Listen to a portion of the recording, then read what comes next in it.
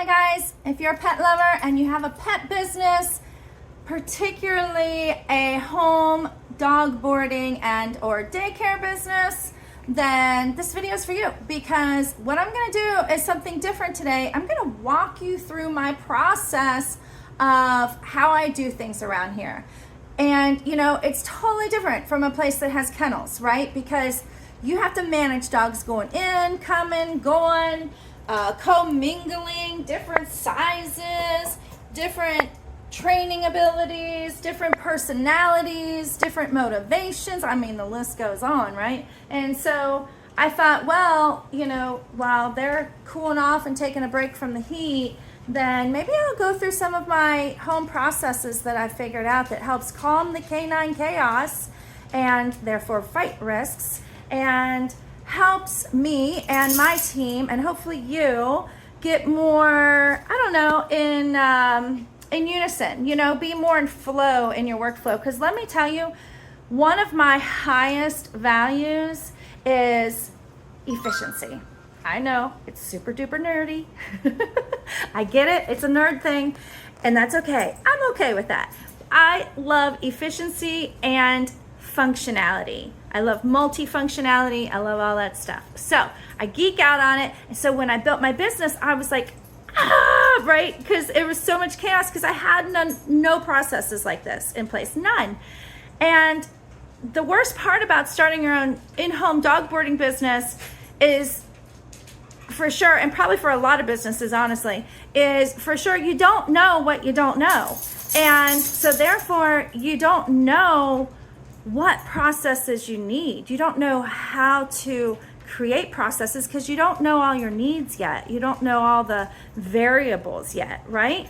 So over time, this becomes more obvious and you start to figure things out. But it took me a few years to get there. It took me, you know, probably 4 years really to get into a place that was like, okay, we have some order. we have some kumbaya, and I'm much happier with this. So I thought I would start out with showing you that I have a rack here right inside the door, and there's also another rack outside this wall, on the other side of this wall. It's, oh, there's my Pepper Le Pew, who started the whole dream. Isn't he amazing? But it's on this wall, right? On this side of the wall outside are some more harness hooks. So we just hang harnesses here, and the nifty little bags we use for our dog walkers and myself, and that carries phone, treats, poopy bags, and water. It's fantastic. And then here we just try to keep all house. Most of these are actually house harnesses, believe it or not, because we have certain dogs that come here, and my policy is they have to have a harness and they have to have a collar. The collar has to have ID and phone number and all that on it. And the harness is what we use to walk them. And so they have to have one. But then they get here and it's like super loose. You know what I mean? Where it's like, oh my God, like this dog is spooked in the least bit about walking with strangers at a strange place it's never been before, likely, right? Then if they want to back out of this thing, it's happening in 2.2 seconds, right? Less, really, probably, right? So we have our own house harnesses, because to me, it's all about safety. To me, it's all about reducing my stress, right? I don't want to stress about that sort of thing, and I certainly don't want to stress about it if it were to happen. So we're just going to prevent all that as much as we possibly can. So we have harnesses that fit everybody much better than they do at home, and then some of them do great. They have harnesses that fit great. This is actually big old Nikki girl's harness down there. Stay, you're doing good, stay there. And we put all of the boarding dogs harnesses in here as well. So it's mostly house, a little bit of boarding. On the outside wall, we do all of the daycare harnesses. And that's great because they're right there in the safety zone. See if I can show you. You see a fence out there, little black 4-foot fence, that, or whatever it is, 3.5 or something. That is where we call the safety zone. That's where dogs come and go, and that's where we leash and harness them up for their walks. So it's perfect. It's all set for them there. Again, efficiency, right? It's like I think about, I don't know feng shui, okay? I wish I did. I'm curious about it, but I'm feng shui curious. But So, so if things just flow, like, you know, like here, like I'm so weird about this stuff. Right here, right?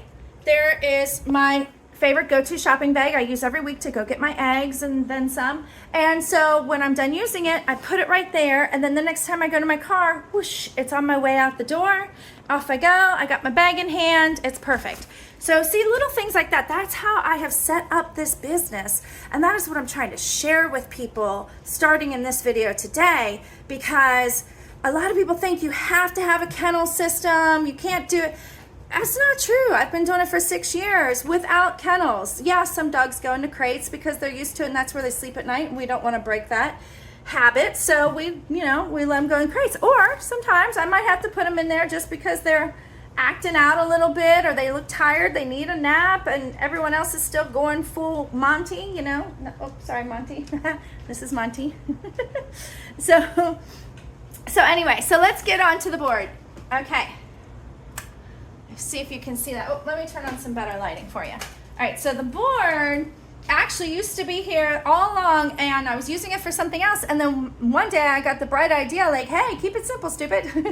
Although I don't normally call myself stupid, and you shouldn't either. Don't, you know, it's just a saying. Okay, so this is the board, and I turned it into my, of course, my business board.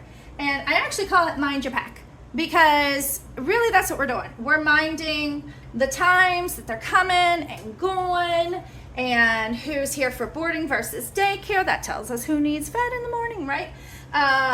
All of our dogs, who's walking who, when, what order, blah, blah, blah. And so over here's all our walkers list and a couple reminders of things to do. These are my own reminders. You know, maybe some food allergies up here, you know, reminders, you know, little sayings, you know. I love this quote: until you make the unconscious conscious, it will direct your life and you will call it fate. Carl Jung. Or you can't solve a problem with the same consciousness that created it. Einstein. Excuse my dusty rocks over there. And those are two of my most favorite quotes, because literally those quotes have been on this board since way before this became the business board.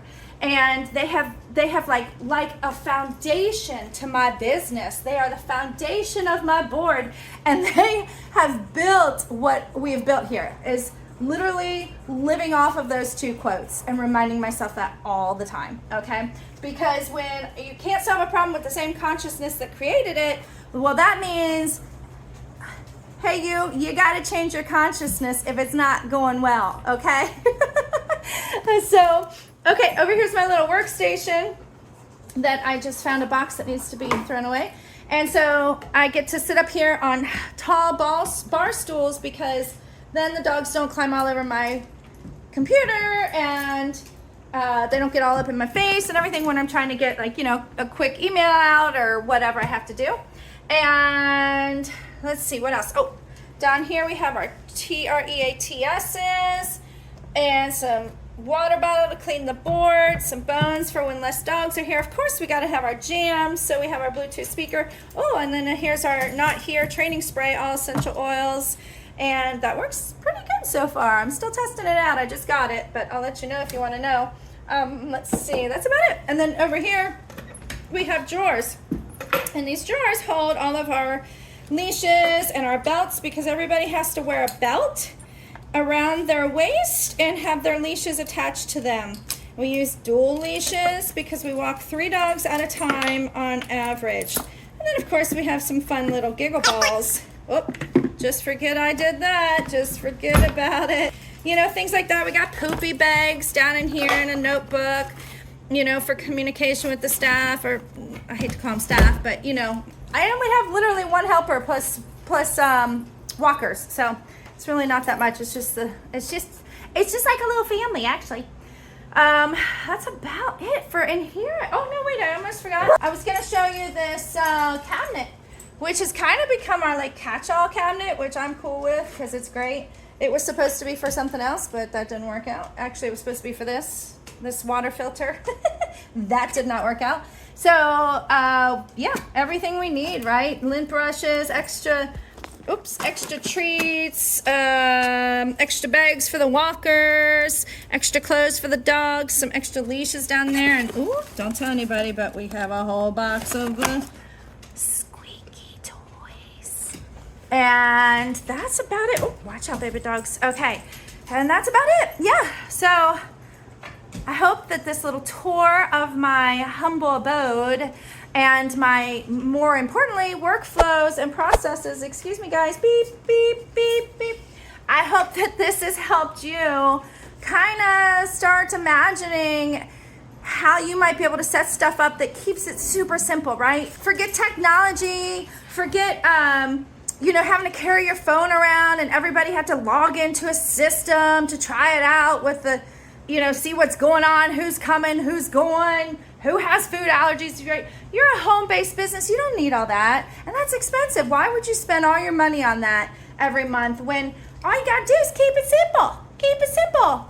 But I'm not going to call you stupid. But you know what I mean, right? So, yeah, once you keep it simple, life is so much easier, trust me. And let me know if you like these kind of videos, because I can do more. I can show you my work processes with my bookkeeping and everything, my invoicing, all of that. Super efficient. Because again, I'm a nerd, total efficiency nerd. I almost forgot though. I was gonna tell you. Hi, cuties. Here's our 16-year-old little Abby girl. Hey, you guys leave Abby alone. She's sleeping. So these are my most favorite furniture covers, because they have these little stickies on the back and they're waterproof and they are washable and they're very durable, but they're not like super thick and like stiff or anything, so they're perfect. I use certain colored ones for furniture covers, and including my bed cover. So if anyone sleeps in my bed and has an accident or vomits in the middle of the night, I just have to pull that cover off and change it. And clean it, so wonderful. Oh yeah, but I keep them, watch out babies. I keep them over here in this little cubby over here that I block the dogs off of, because we don't want them going out the door. I go out that way to feed my outdoor cat.